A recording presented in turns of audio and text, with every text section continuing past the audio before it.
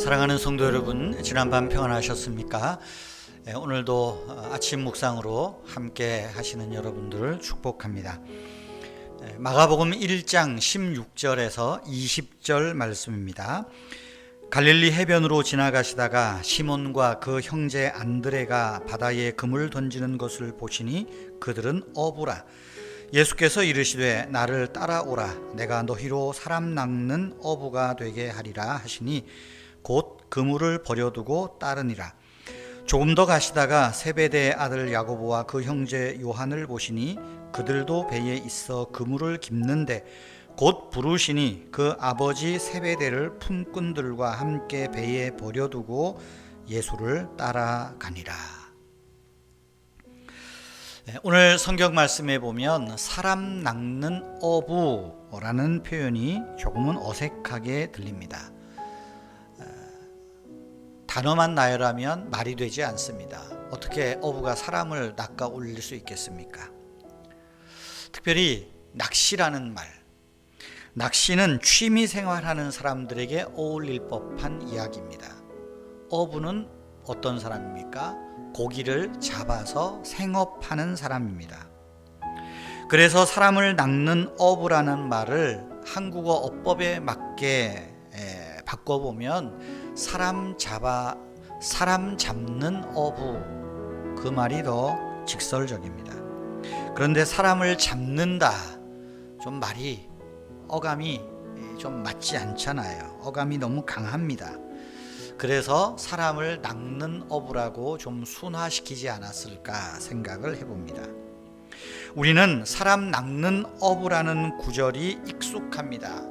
교회 생활 오래 하신 분들은 별다른 생각 없이 이것을 읽고 적용합니다. 그래서 사람 낚는 어부라는 이 구절은 대부분 우리가 그렇게 알죠. 여기 어부는 교회 다니는 기독교인들, 고기는 교회 안 다니는 비기독교인들.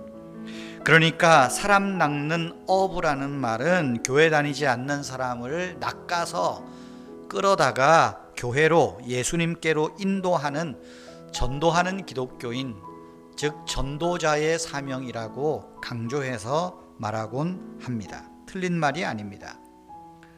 그런데 또 여기 고기를 낚는다, 잡는다라는 표현만 가지고도 생각해 보세요. 좀 어울리지 않습니다.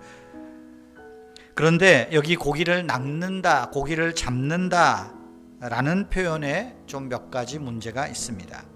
상식적으로 물고기는 물 밖에 나오면 죽습니다. 어부건 낚시꾼이건 물고기를 낚는 이유는 그걸 잡아먹기 위한 것이지 고기를 살리는 일은 아니지 않습니까? 그러니까 어부처럼 고기를 낚는다, 잡는다는 개념으로 전도를 설명하려니까 조금 또 어색합니다.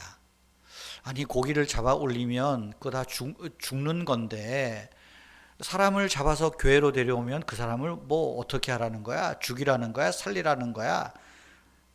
좀 뒷맛이 개운치 않습니다.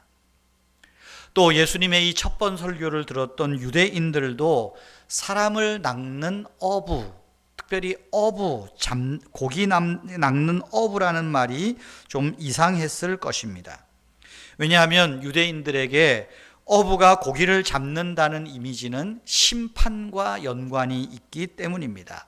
예레미야 16장 16절이나 또 에스겔 12장 13절, 구약의 여러 곳에서 나오는 것 보면 이 어부가 물고기를 잡는 비유는 무시무시한 하나님의 심판을 예고하는 듯한 말씀이기 때문입니다. 그러니 사람을 낚는 어부, 유대인들에게 이 말은 무척 당혹스러웠을 것입니다. 그러면 여러분, 우리가 이 사람을 낚는 어부라는 말을 어떻게 좀 긍정적이고 적극적으로 생각해 볼 수 있을까요? 성경 원어에 보면 이 어부에 해당하는 말은 물고기라는 말로도 번역할 수 있습니다. 물고기라는 말, 익투스라는 단어는 아닌데 또 다른 물고기라는 의미를 갖는 거예요. 그러니까 사람을 낚는 어부, 사람을 잡는 어부라는 이 말은 사람을 위한 물고기, 그렇게도 번역할 수 있습니다. 그래서 일부 영어 성경에는 사람 잡는 어부가 아니라 사람을 위한 물고기, 그런 뉘앙스로 번역된 영어 성경도 있다는 것을 기억하시기를 바랍니다. 그러니까 이 구절은 뭐겠어요? 나를 따라오너라. 내가 너희로 사람을 위한 물고기가 되게 하리라. 그렇게도 읽을 수 있다는 말입니다. 그렇게 읽으면 예수님이 이 고기 잡는 어부에게 나를 따라오너라 하셨던 목적을 엿볼 수 있습니다. 따르는 사람, 예수님의 제자가 된다는 것, 예수님을 따른다는 것은 사람을 심판하고 죽이는 것이 아니라 사람을 살리는 사람. 다시 말하면 사람을 위한 물고기 역할을 하도록 나를 따라오너라 부르셨다는 거예요. 그래서 예수님도 사람을 위한 물고기 아닙니까? 물고기. 여러분, 신약 성경에 언급된 물고기를 생각해 보십시오. 광야에서 5,000명을 먹일 때 물고기 2마리가 등장합니다. 예수님이 부활하시고 이제 디베랴 바닷가에 갔을 때, 어부를 만나러 갔을 때 그 어부들이 밤새 고기를 잡으려 했지만 한 마리도 못 잡았잖아요. 그때 배 오른편에 그물을 던져라. 153마리의 물고기를 잡아 올렸습니다. 그 물고기는 밤새 고생한 어부를 살리는 물고기지요. 그런가 하면 예수님께서 그 153마리 세고 나오는 그 제자들이 배고픈 걸 아시고 옆에 있는 물고기를 예수님이 친히 구워서 와서 아침을 먹어라, 그렇게 말하잖아요. 그 물고기를 주는 거예요. 지금 예수님은 뭡니까? 그걸 통해서 내가 너희의 물고기다. 너희도 누군가의 물고기가 되어라. 그것이 하나님 나라 사역이고 그것이 전도자의 사역이다. 그 말씀을 이 그림을 통해서 보여주고 있다. 그런 생각을 해봅니다. 사랑하는 성도 여러분, 이 물고기는 배고픈 사람을 살리는 부활하신 예수 그리스도를 보여주는 상징입니다. 그래서 단순히 사람을 낚는 어부라는 말보다 사람을 위한 물고기, 사람을 위한 예수 그리스도, 사람을 위한 물고기, 예수라는 헬라어 말을 다 조합을 하면 예수 그리스도는 하나님의 아들이시다. 그 첫 글자가 물고기라는 단어거든요. 그러니 예수님을 따라오라고 하신 주님의 부르심은 저와 여러분이 주님의 제자가 되어 사람을 위한, 누군가를 위한 이익을 주는, 즉 물고기가 되어서 이웃을 살리고 그들에게 뭔가 유익을 주고 생명을 주는 그 역할을 다하라, 그 역할을 감당하라. 그래서 우리를 부르신 것입니다.